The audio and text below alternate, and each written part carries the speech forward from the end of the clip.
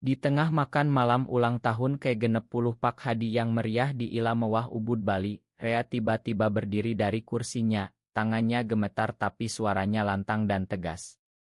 Bapak, Ibu, Kak Andi, Lina, dan semua keluarga besar, saya tidak bisa menyembunyikan lagi.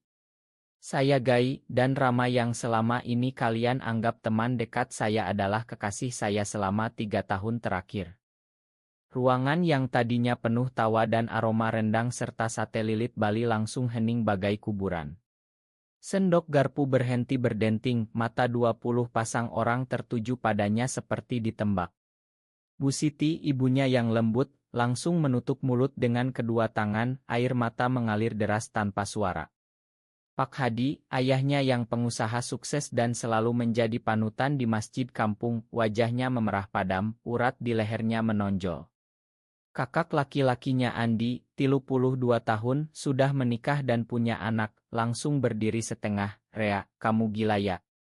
Ini bukan tempat untuk bercanda. Lina, adik perempuan 22 tahun yang paling dekat dengannya, hanya terpaku, tangannya memegang gelas air sampai bergetar. Rama yang duduk di ujung meja sebagai teman kantor, wajahnya pucat pasi tapi matanya penuh kekuatan saat tangannya meraih tangan Rea di bawah meja. Rea merasa dadanya sesak, napasnya pendek-pendek. Sudah berbulan-bulan dia mempersiapkan momen ini. Liburan keluarga besar ini seharusnya bahagia, merayakan ayahnya yang berusia 60 tahun, tapi baginya ini adalah kesempatan terakhir untuk hidup jujur. Di Indonesia, menjadi laki-laki yang mencintai laki-laki berarti siap menghadapi bisikan tetangga, pandangan jijik di masjid, bahkan risiko kehilangan pekerjaan atau keluarga. Dia ingat masa kecil di rumah kayu Surabaya, saat dia lebih suka bermain boneka daripada sepak bola dan ayahnya memarahinya habis-habisan. Di SMA Jakarta dia pernah menangis sendirian di kamar kos karena merasa derusak. Kuliah desain grafis dia pura-pura pacaran dengan cewek demi menyenangkan orang tua. Sampai bertemu Rama di seminar desain 2 tahun lalu. Rama, guru yang tenang dan sabar, membuatnya merasa utuh untuk pertama kali. Mereka tidak pernah buru-buru, cinta mereka tumbuh dari obrolan malam panjang, jalan-jalan di Monas, dan saling mendukung saat hari-hari berat.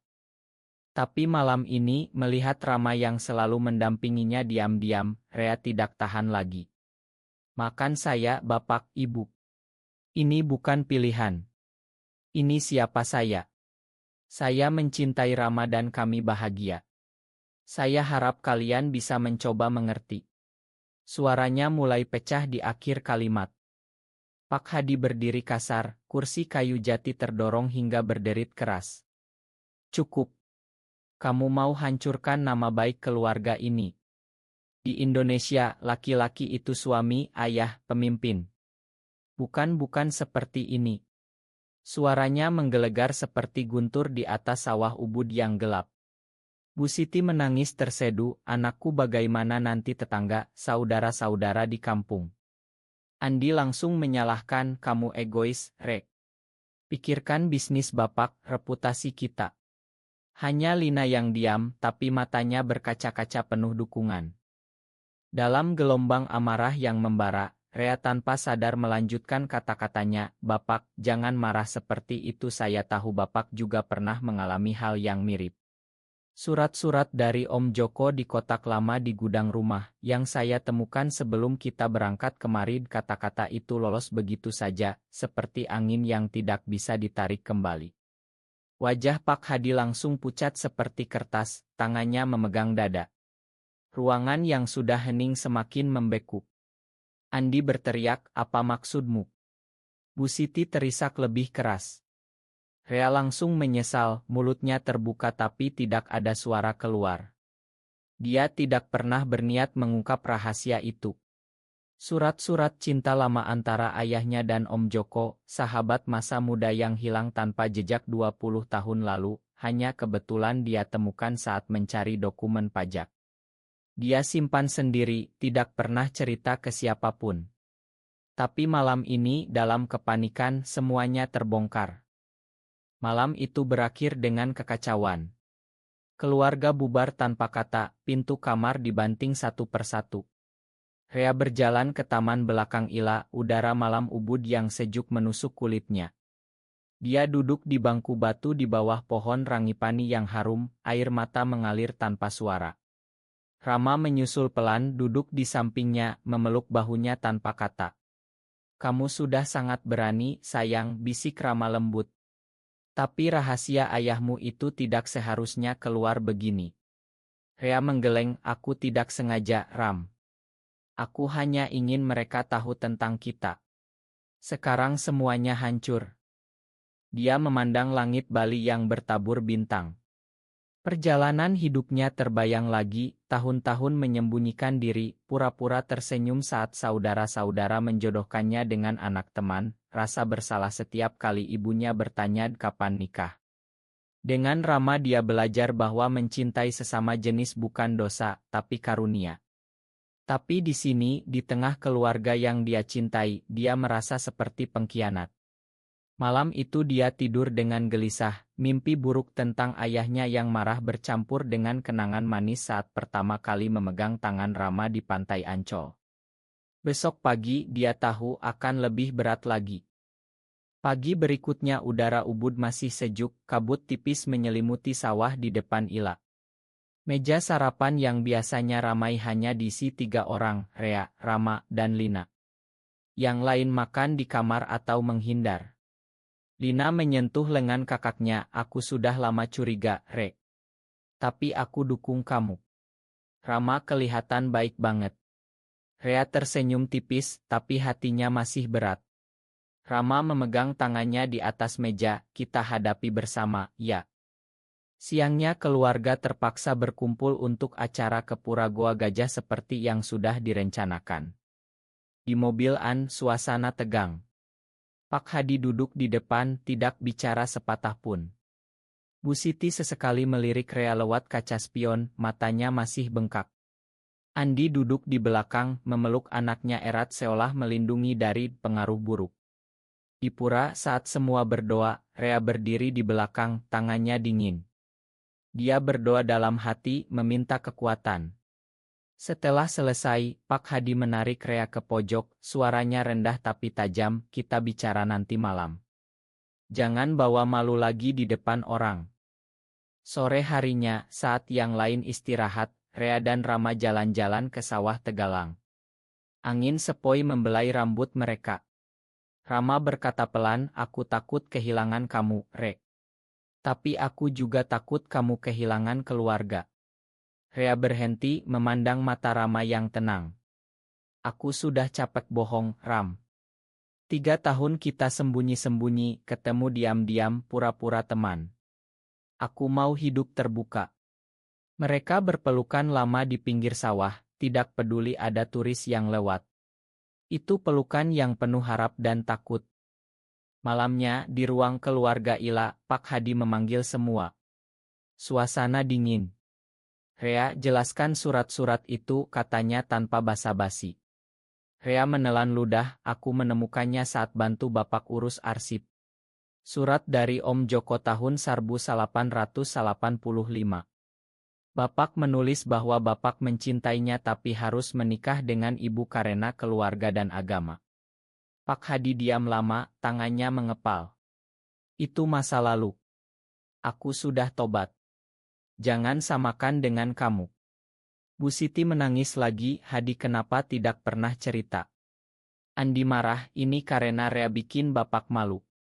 Lina angkat suara, "Kak, jangan begitu. Rea juga manusia." Rea merasa dunia berputar. Dia tidak pernah menyangka rahasia ayahnya akan jadi senjata balik. Malam itu dia menangis di kamar, Rama memeluknya. "Mungkin ini kesempatan buat keluarga kita jujur semua," bisik Rama. Rea mengangguk, tapi hatinya ragu. Apakah kejujuran akan menyembuhkan atau justru menghancurkan? Hari ketiga liburan, suasana Ila seperti rumah duka. Pak Hadi menghabiskan waktu di teras, merokok satu batang demi satu.